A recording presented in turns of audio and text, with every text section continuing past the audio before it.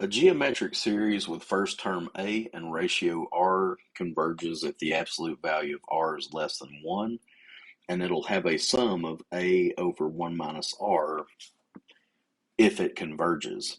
So the short and sweet version is here's a geometric series, and here's the sum based on your terms and whether or not the ratio is less than 1. Determine the convergence or divergence of the geometric series below. If it's convergent, find the sum. In our first example, we have the sum from 0 to infinity of 3 over 2 to the n. I'm going to separate the numerator from denominator. That's 3 times 1 over 2 to the n. Since 1 to the n is still 1, in the next term, I'm going to write that as 1/2 to the n power. Our first term is 3. Our ratio is 1/2, which is less than 1. That means we have a convergent geometric series. Since it's convergent, we can calculate the sum. A over 1 minus r, that's 3 over 1/2, which is 6. In the second example, we have the sum from 0 to infinity of 3/2 to the n. Well, because of the format's right, but you don't specifically see an a value, remember that multiplying by 1 doesn't change your numerical value. So our value of a is 1, our ratio is 3/2. Well, that's greater than 1. That means this infinite geometric series diverges, and therefore you won't be able to calculate a definite sum because you're adding progressively larger numbers.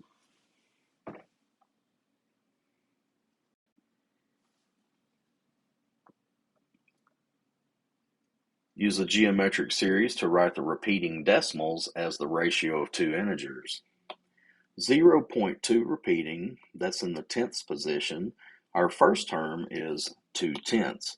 And this would be if you were to expand that repetition, you'd have 0.2, nothing but 2's.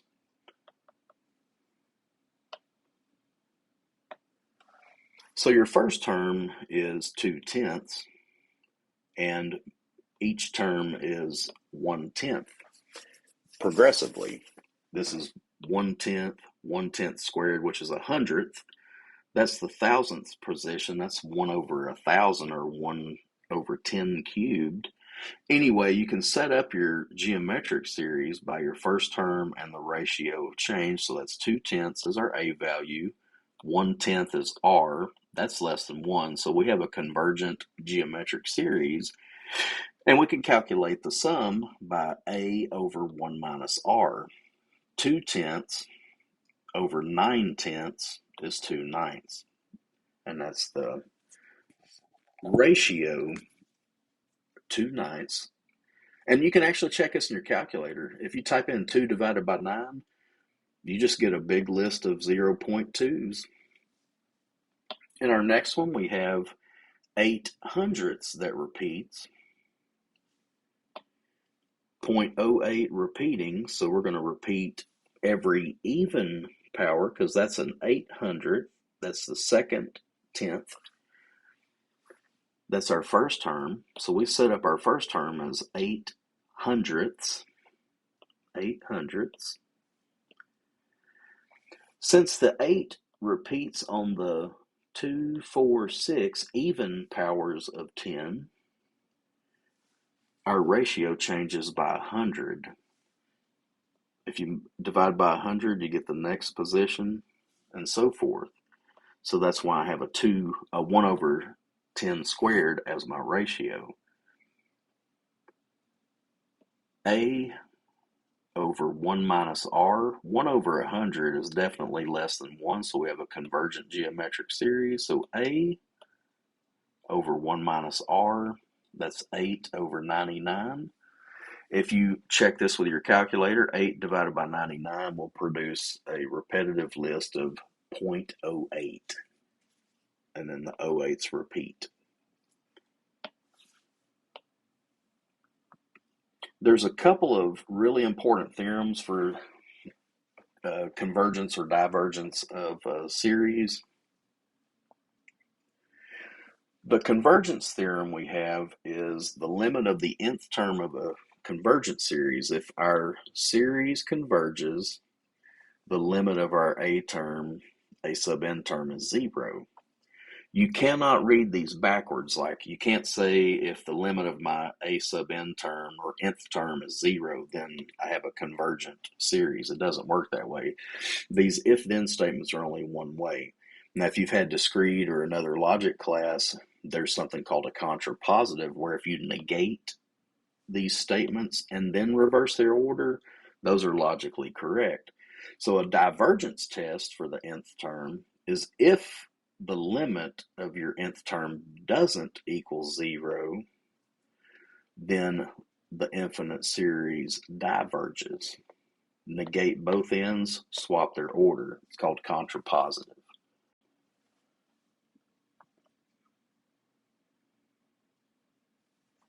Determine the convergence or divergence of each series. Now, based on those two theorems that we just looked at on the previous slide, this is our nth term, a sub n. If we let n go to infinity, n over natural log of n, we get infinity on both sides of the fraction. So that's an indeterminate. We can use L'Hopital's rule. Take the determinant of the numerator, the determinant of the denominator, that is equal to n. Reapply your limit. We have an infinite limit. So this series diverges. This series diverges. The next example, we have the infinite series 1 to infinity of arctangent of n. This is our nth term, a sub n. As you apply the limit as n goes to infinity for arctangent or tangent inverse of n, remember that arctan or tangent inverse has this as its graph. You have horizontal asymptotes at negative pi over 2 and positive pi over 2.